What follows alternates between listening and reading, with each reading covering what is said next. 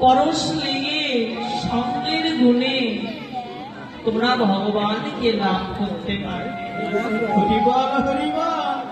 এই হলো সেই পথ যে পথে আসতে ভগবানকে লাভ করা যাবে। তাই পদ্মা বলছে, ওরে চন্দ্রা, আর অট্টালিকায় বসে থাকিস না, ওই অট্টালিকা হতে তুই নেমে আয়।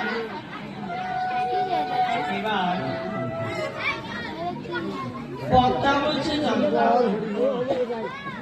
গোবিন্দকে ধরবার মতো যে আমার কোনো সাধন ভজনে কিছু জানা নেই রে। আমি কেমন করে ভগবানকে ধরবো বল? আমার তো সাধন ভজন কোনটাই জানা নেই। কোন উপায় আমি প্রাণ গোবিন্দকে ধরে তোর কুঞ্জে এনে দেব বল? তবে জানিস পদ্মা, আমি গুরুজনদের মুখে একটা কথা শুনেছি, কি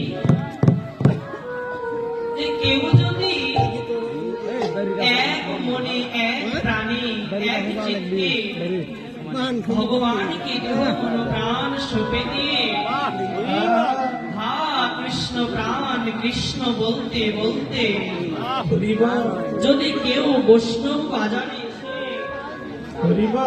যদি কেউ ভক্তের বাজারে এসে দাঁড়ায়, তো ভক্তের কৃপা বলে নাকি ভগবানকে লাভ করা যায়। তাহলে তুই আমায় আশীর্বাদ কর, যেন আমি গোবিন্দকে তোর কাছে আনতে পারি। এই বলে পদ্মা কৃষ্ণ নাম করতে করতে পথের মাঝে এসে দাঁড়াল। কোন পথে? যেই পথ দিয়ে আমার ভগবান যাচ্ছে, গোচরণ খেলা করে যে পথ দিয়ে আজকে গোবিন্দ চলে যাবে, ওই পথে এসে পদ্মা আমার দাঁড়ায়। যেই না দাঁড়িয়েছে, গোবিন্দ আর পদ্মাকে দেখেনি, পদ্মাও গোবিন্দকে দেখেনি। কিন্তু দূর হইতে অন্ধকার হয়ে গিয়েছে, তো তাই দেখতে পাচ্ছে না। দূর হইতে লক্ষ্য করলো, লক্ষ্য করে একে অপরকে বলছে, পদ্মা গোবিন্দকে দেখে বলছে, কে তুমি? কে তুমি এখানে দাঁড়িয়ে আছো? ও, তুমি তো গোবিন্দ। তুমি কে? ও, তুমি তো পদ্মা। পদ্মা, তুমি এখানে কি করছো? পদ্মা আবার জিজ্ঞাসা করছে, হে গোবিন্দ, তুমি এখানে কি করছো? তুমি তো একটু আগে গোধন চালাইয়া শিশুগণ লইয়া তুমি মায়ের কোলে ফিরে গেলে, তো এত রাতে তুমি বনে কি করছো? এত রাতে তুমি বনে কি করছো? এবার গোবিন্দ ধরা পড়ে যাচ্ছে। এবার বুদ্ধি চতুরীর চূড়ামণি তো ভগবানের কার বুদ্ধির অভাব করে। চূড়ামণি গোবিন্দ মাথায় বুদ্ধি আসলো, বুদ্ধি এসে বলছে, পদ্মা, জানো পদ্মা, আমি এত রাতে কেন বনে এসেছি জানো? আমার না পদ্মা একটা বাছুরি হারিয়ে গিয়েছে। ও, তোমার বাছুর হারিয়ে গিয়েছে? আচ্ছা গোবিন্দ, আমি একটা বাছুর পেয়েছি। একটু বলো তো গোবিন্দ, ভালো করে একটু মনে করো তো, তোমার বাছুরের রংটা কেমন? তো বলছে, ও পদ্মা, আমার বাছুরের রংটি শ্বেত রং, আমার সাদা রঙের বাছুরে হারিয়ে গেছে।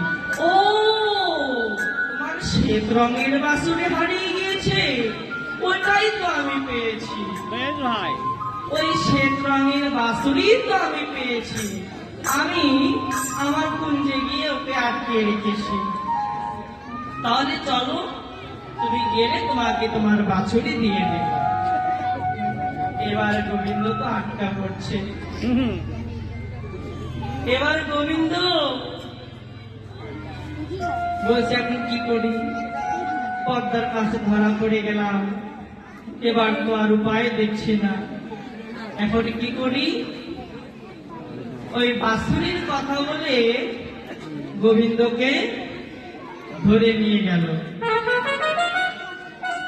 গোবিন্দকে ধরে নিয়ে গিয়ে ডাকছে, এই চন্দ্রা, আরে চন্দ্রা, তাড়াতাড়ি আয়। এই দেখ কাকে নিয়ে এসেছি, দেখ। হরিবল হরিবল। এইবার চন্দ্রাবলী দেখে অবাক হয়ে গেল, এ কি তুই গোবিন্দকে এনেছিস? এতদিন আমি যা করতে পারিনি তুই তাই করলি পদ্মা, আজ থেকে আমি তোর চরণের দাস হলাম।